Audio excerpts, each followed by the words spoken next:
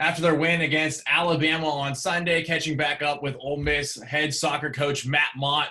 Coach, I think we talked about this a little bit, but a shortened season is really going to test your team's mettle. How proud of you were you of your group being able to bounce back after an emotional loss at Auburn and go get 3 points on the road in Tuscaloosa? Yeah, a massive game for us, and I was really, really proud of the players. They really responded. Again, really difficult loss at Auburn.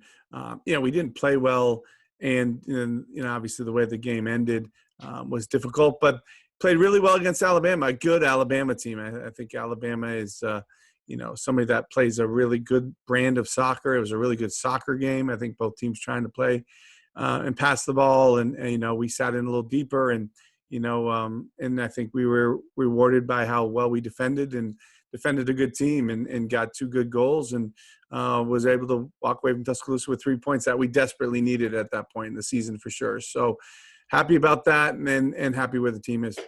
We also talked about maybe pressing a little bit on the offensive end, but lo and behold, Channing scores off of a nice header. Mo earns an own goal off of a tough shot into the box.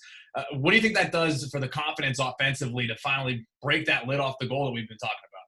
Yeah, huge, Seth. I think that they needed that. Certainly the early goal, too, to be able to play with the lead is always important. Playing on the front foot is always, a real positive. And to get to halftime at 1-0 was big for us. We talked to halftime saying, listen, we know this isn't going to end 1-0.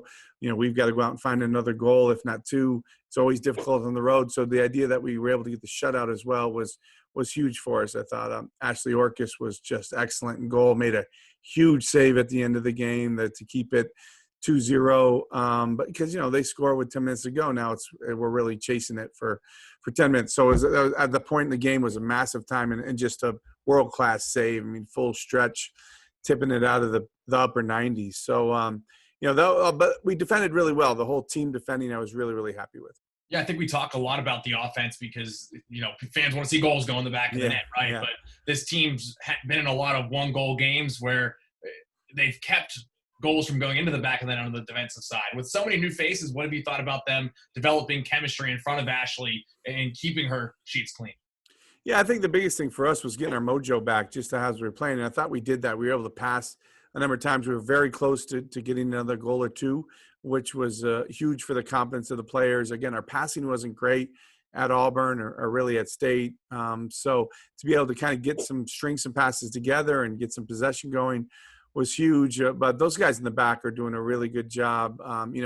Price LaPosser is finally healthy, and she's added a ton of minutes and some tons of quality to our back line. So, really her and Lucy and Coco, Chanel Thomas are really handling the wide areas really, really well for us. And then, really we've got three in the middle too with Sid and Madison Smith and Sophie. So that back six and our defensive line is doing a really good job for us, and we're pleased with them. But Molly and Taylor in front of them in the midfield spots is helping us as well.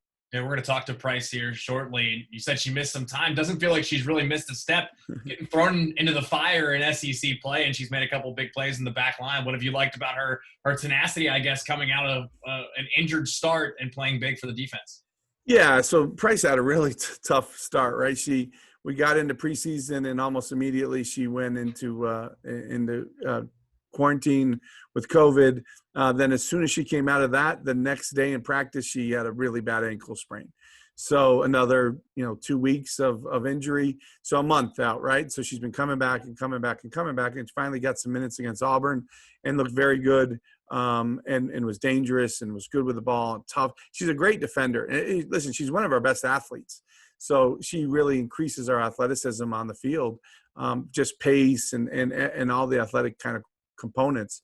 So getting her back out there was really important. Getting her some live action and SEC play was good. She came in the spring early. She graduated early and came in and did a really, really good job in the spring. But then obviously everything happened. So getting her finally back out there and playing was big for us, and she looked good.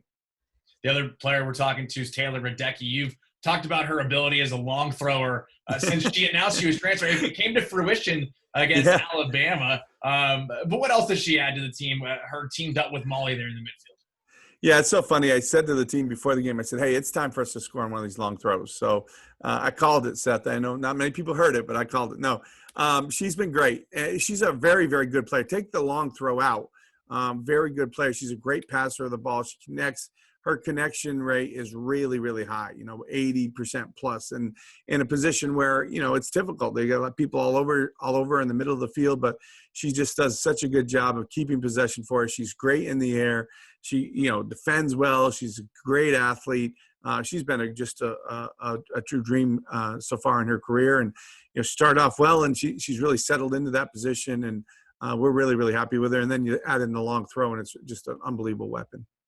In order to string two together here this week, it's going to be a big challenge for your group with one of the best offensive teams in the country. What have you learned from your last couple meetings with Arkansas that may give you an inkling of how to try to slow down their attack and come away with some points here on Sunday? They're a great team, really well coached. I got a lot of respect for those guys. They're dangerous the entire 90 minutes. So they just press you and put balls in the box. And listen, you got to be good. You got to defend your box. You got to be good in the box. And they're just as good as there is of keeping loose balls alive and getting on the ends of things. So for us as a team, we got to be really committed defensively. And then when we get a chance or two, we've got to take advantage of it. So it's a big task. They're number 7 in the country. They're first in the league. They're first in our division. So it's a great game, an exciting game for us at home on a Sunday afternoon. And our players are going to be up for it. There's no question about it. I mean, they're the defending champs coming into our house. So we'll be up for it. We'll be looking forward to it. But certainly a good game for us on Sunday. First chance to get a team here at the Ole Miss Soccer Complex. The first time in over 3 weeks, I'm sure the team will be ready to face that challenge. You can catch it on SEC Network. Coach, best of luck this weekend, and we'll chat with you again next week. Appreciate it, Seth.